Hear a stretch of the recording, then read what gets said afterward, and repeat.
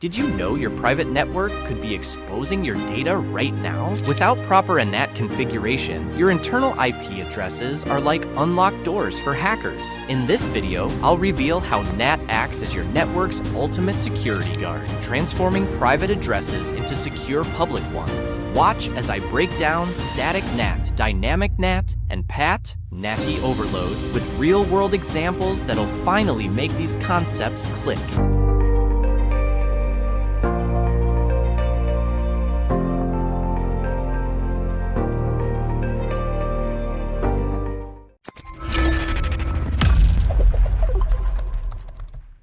Public, private address, and NAT.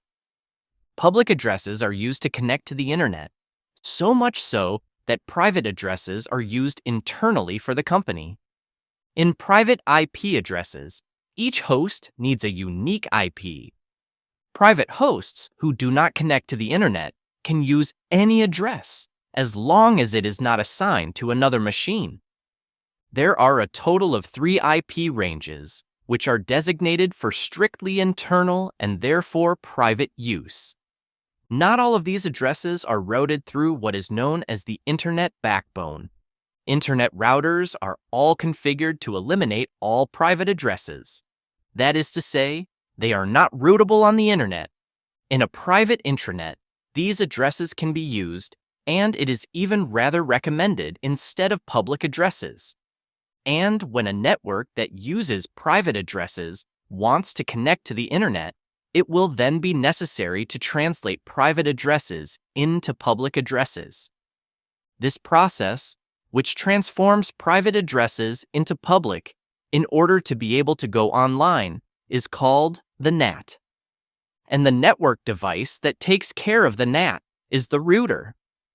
Public IP addresses are used on hosts, which must be publicly accessible from the internet. Moreover, the stability of the internet depends on the fact that each public address is unique. There is an organization that ensures this stability, and that is NIC. Today, this name has changed to make way for IANA. It is the one that carefully manages all public IPs to ensure that there are no duplicates.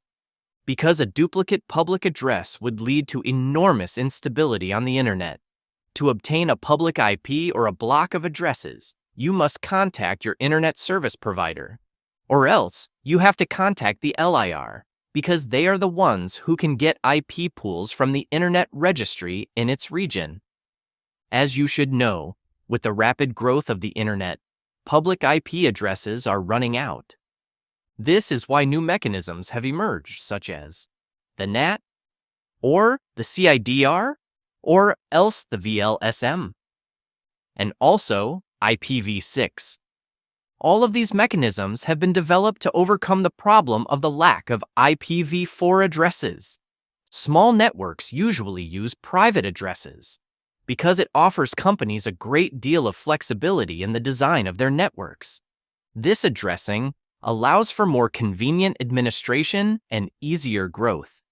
But on the other hand, with private addresses, it is not possible to surf the internet. And since there are not enough public addresses to equip the private network of all companies, the only solution is to use a mechanism that allows private addresses to be translated into public addresses. And it is the NAT that allows this IP translation to be done. Since the creation of the NAT, companies have been able to provide some or all of their employees with private addresses with the possibility of going online. NAT therefore allows private users to access the internet by sharing one or more public IP addresses. To understand the NAT mechanism, we could think of him as the receptionist of a company who manages the main number of the switchboard. If we call a customer ourselves from our office and we come across their answering machine, we will then leave them our name and ask them to call us back on the main number, the switchboard. We can compare this number to the public address. And when he calls the switchboard back, he will tell the receptionist that he wants to reach us by giving our name. The receptionist will check his number directory and link the name to the extension number. So, NAT is not only for surfing the internet. Suppose we want to communicate with another LAN network, and that network uses the same private addressing plan as ours. This often happens when two companies merge. Well, to avoid conflicts, it will be necessary to go through the NAT. There are two types of important addresses in the NAT. On to the inside, local, which is the address of a host on the inside network. And we have the global inside, which is the address translated inside the local address.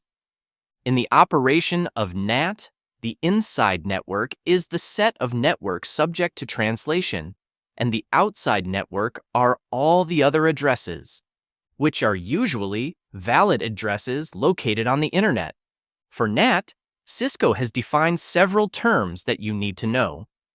The inside local address. These are the IPs assigned to the hosts, which are private IP addresses. The term inside means the company's internal network. The inside global address is the new braided IP address of the host to be able to go on the net. The router changes the inside local address to this inside global address. This is usually a public IP address. An example of this could be a web server. The outside global address is the IP address that resides in the outer part of the network.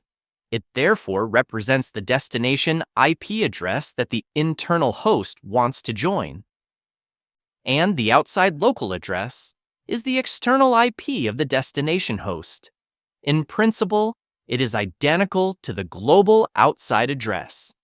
So don't panic if you don't assimilate these terms yet, because in the rest of the course, we will find them on the configuration of the different types of NAT.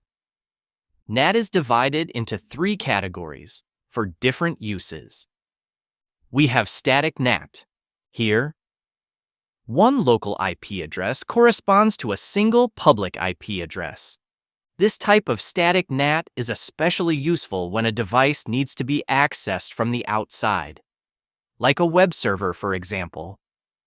There is dynamic NAT, where multiple local IP addresses correspond to multiple public IP addresses. This type of NAT is used, for example, when two companies, which use the same private addressing plan, merge. And we have the PAT, which maps several private addresses to a single public address using different ports to track the connection. PAT is also known as NAT Overload. It is a form of dynamic NAT. This is the most common use of NAT. It can be seen everywhere, whether in the workplace or even at home. This is what is used on internet boxes, which is why you can connect several PCs, tablets, phones, and all that with only one public IP.